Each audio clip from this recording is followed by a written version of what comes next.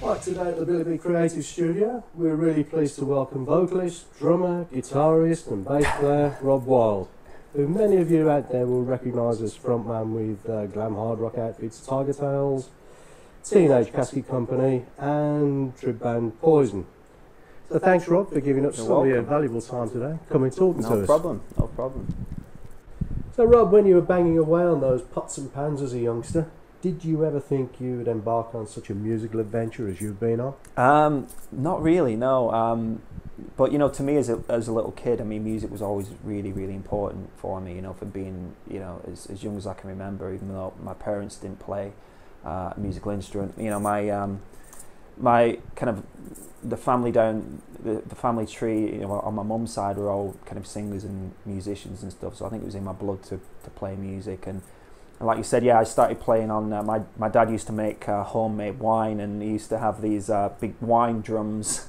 And basically, you know, I wanted to be a drummer, so my favourite band at the time was Duran Duran, so I would, you know, sit in front of the TV and watch Top of the Pops, and, you know, I'd be playing along on the you know, my makeshift drum kit. So after a while of doing that, you know, I asked my parents for a drum kit, and they were having none of it, so I kind of graduated then to playing guitar and taking guitar lessons, and then from there, you know, started singing, and then, you know, started playing bass, and then started writing songs, and then it all kind of, you know, spiraled from there really. But music was always what I wanted to do from being a little kid. You know, I never wanted to be, you know, like a lot of my friends wanted to be like footballers and all that kind of stuff, you know, what little boys want to be. But for me, all I ever wanted to do was play music. You know, my mum took me to see Europe, the band Europe, when I was like 11 years old, and that just completely blew my mind, and that I remember that night vividly as kind of one of those kind of defining moments in your life. I just remember just standing there with my mouth open, and I was just like, that's it, that's where my life is going to be going. I want to do that, you know. And that was it, you know. And it was all kind of uphill or downhill from there. I'm not sure I'm not sure which way, but that's pretty much how it started. That was it for me. I never looked back, you know. I always kind of set my sight on what I wanted to do, and but yeah, I mean, to get to kind of where I've got, you know, at the minute, it's pretty insane, really. You know, there's a lot of good stuff that's happened along the way, you know. So it's been good. Yeah, okay. Is Rob Wylde in a happy place just now as well? Definitely, yes.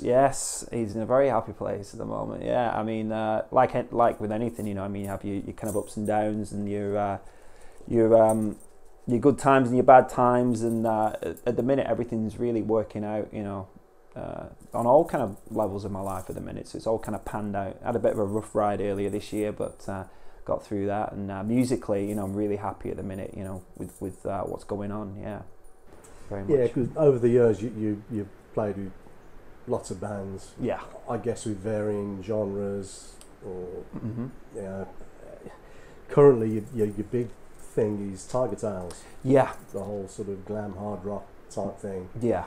Currently you've got 4 UK dates left this year with Tigertailz. Yeah. I understand exciting news is on the horizon for the band in 2016. Yeah. Well, we've got, like I said, 4 dates left this year. We're playing, let me get this right, October 30th. We're at the Iron Road in Evesham. October 31st, we're at Brickmakers in Norwich. November 27th, we're at the Classic Grand in Glasgow, and November 28th, we're in at the Ruby Lounge in Manchester. So they're the dates to anybody that wants to come out, that we've got left this year. But yeah, next year we're going to be putting out a new album, which we're actually working on at the minute, which is hopefully going to be out in March, April time next year. And then we're doing a full UK tour. So we're doing, I think it's like 3 weeks, I think. And then we're also next year, I've just found out, apparently in January, February, I think we're going to play dates in Germany and Belgium. But these have actually got to be confirmed at the minute, but I heard about those the other night. And then towards the end of next year, we're going back to the States and we're doing the Rock and School Festival in Chicago. And hopefully we're going to incorporate some US dates into that kind of time frame as well. So next year is going to be really busy, you know, with the new album. We've also got a new video which we're shooting in literally 2 weeks, which is hopefully going to be out.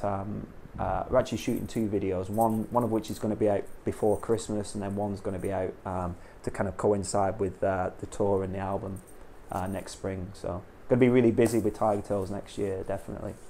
That's cool. Has the album got a title yet, or is that still a work in progress? No, we've got a few ideas, but nothing set in stone at the minute. So. Okay, is there anything you can tell us about the songs? Yeah, the songs are we're kind of trying to kind of, you know, experiment a little bit, and you know, obviously with it being, you know, a new lineup and with me now singing, we're trying to kind of you know, play to our strengths sort of thing, because I think the cool thing with Tigertailz is the kind of, you know, I'm now the 4th and hopefully the final singer for the band, but I think every singer's been very, you know, very different from the last, you know, and they've all kind of brought in their own style and the way that they sing and stuff like that, and my stuff, I think my voice is very kind of melodic, and it's got that kind of, it suits better, I think, doing the poppier type of stuff rather than the full-on kind of metal stuff, which occasionally, you know, Tigertailz do. So I think it's kind of going to be a mix of the kind of, you know, some heavier songs, but I think if anything, from, you know, the songs that we've, you know, got going at the minute, they seem to be going in a kind of more poppier kind of melodic direction. So I think if anything, I think it's probably going to end up kind of like, you know, a Berserk sounding album, which is obviously Tails' you know, classic album, which had, you know, you had the heavier stuff like, you know, 6X and I Can Fight Dirty Too, but you also had like the pop side like Love Bomb Baby and Twist and Shake, and I think this album is going to be kind of more along those sort of lines, really. So kind of just trying some new things out. I think a couple of songs will surprise, you know, a few people, I think, you know, as well. So yeah, it's going to be a good album anyway. There's no doubt about that. Do you see this album as taking Tigertailz to a new level or a new direction? I think what so. You just said? Yeah, I think so a little bit. Yeah, I think you know. But having said that, I mean, you know, in the past, Tails have, you know, done the poppier stuff, but I don't think they've done the poppy stuff for a long time. You know, for quite a long time they've been doing the heavier stuff, really. And we're actually covering one of the songs on the album is an old Mud song from which is this is Jay's idea, because Jay's, you know, really influenced by a lot of that stuff. We're doing a song called Dynamite, which was kind of like a kind of a 70s glam rock, and we're kind of doing a video to kind of coincide with that. So that is kind of a little bit different than I guess what, you know, some people would expect. But all the songs so far that we've got, you know, they're sounding great. So it's going to be a good album no matter what, you know. And has the writing been a collaborative effort, or are there any particular individuals within the band that throw the ideas forward? Or it's mainly Jay, but, you know, as a songwriter myself, you know, I've contributed a few ideas as well. I mean, at the minute, I think we've got about 5 songs for the album. I've written 1 song for the album, and hopefully I'm going to collaborate a little bit more as well. So it's mainly going to be a collaboration between me and Jay, really, you know, with it. But mainly Jay, he's the main songwriter for Tails. I mean, do you see 2016 as a big year for Tigertailz generally? The band has been around for a few years, and you played 3 different roles in the band, to my knowledge. Yeah. Do you see this as a sort of pivotal year? Or yeah, I think so, definitely. I think it's, you know, again with the new lineup, you know, I think it's kind of one of those things where I think any time you change, especially when you change a singer, I think you really have to kind of prove yourself, because you get a lot of people who will be turning up and they'll be like, you know, kind of on the defensive before you've even seen it, you know. So it's up to me to kind of win people, you know. I mean, up to now, I mean, the response has actually been really good, but you're always going to get a few people that are like, well, you know, why is he singing, whatever. So I think next year is a really important year to kind of relaunch the band, and I think it's going to be a lot easier now as well, because, you know, in the past, the guy that was singing, Jules Millis, who's, you know, one of my best friends in the world, but, you know, he was from Australia, so, you know, he was traveling all the way from Australia to do stuff, so, you know, we were limited as to what we could do, and we did have to turn down festivals and this and that because, you know, he couldn't physically keep flying over from Australia to do stuff. So now we're all based in the UK. There's a, you know, a lot more opportunity for us to go out and do stuff. So I think we're going to be really, really busy next year, and hopefully next year and beyond, really.